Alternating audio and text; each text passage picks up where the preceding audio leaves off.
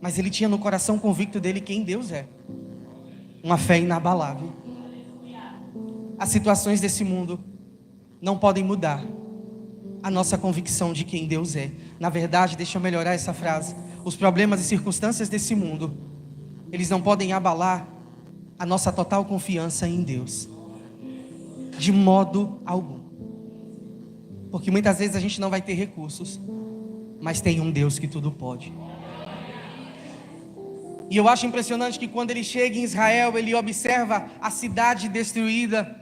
Em um determinado momento, ele encontra o povo desanimado. Não tem coisa pior do que você chegar num ambiente onde as pessoas estão sem esperança, aonde as pessoas não conseguem crer que aquela situação pode mudar. E talvez o nosso emocional tenha mexido tanto conosco que a gente olha para algumas áreas da nossa vida e não vai mudar. O casamento não vai mudar, o marido não vai se converter, os filhos não vão vir ao Senhor. E o que eu acho impressionante quando a gente é pastor, o que a gente mais ouve, mas pastor, parece que não muda. Mas pastor, eu estou fazendo assim, eu estou orando assim, eu estou jejuando assim, eu não sei mais o que fazer. Quando nós estamos com o nosso emocional abalado, irmãos, a gente não sabe que direção tomar.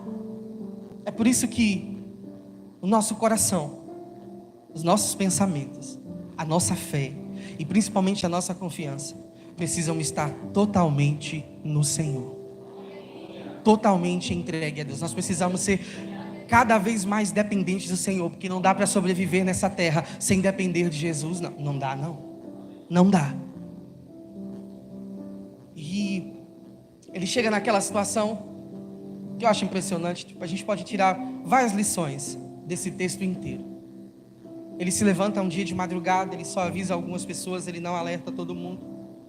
E ele começa a dar voltas pela cidade de Jerusalém, vendo quão grande eram os estragos, vendo quão grande era aquele processo de restauração. Nós estamos falando de um tempo onde não era com cimento que os muros eram levantados, onde era pedra sobre pedra, onde não existia o caminhão de muque que pegava aquelas pedras e colocava cada um no seu lugar. Eu estou falando de trabalho, às vezes de formiguinha. E restauração é isso. É você começar aos poucos e nunca retroceder. Mas pastor, hoje eu não consegui orar. Ore no final do dia. Ore amanhã, 1 minuto, 2 minutos, 5 minutos. Comece aos poucos. Não consigo jejuar. Comece 2 horas, 3 horas. Mas nunca deixe de colocar a dependência em Deus. Humanamente falando, o que Neemias podia fazer? Humanamente falando, o copeiro ia dizer assim: espera aí, você quer ir para lá? Você trabalha aqui, você vai fazer o que lá? Não, você não vai. Não tem porquê. Só que ele estava tão convicto do que precisava ser feito. Ele estava tão convicto do que Deus tinha chamado ele para aquele propósito, que ele não desiste.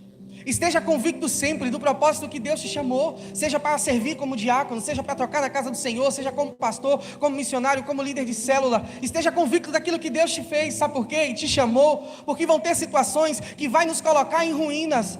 Vão ter situações que a gente vai olhar para as circunstâncias e nós vamos entregar os pontos.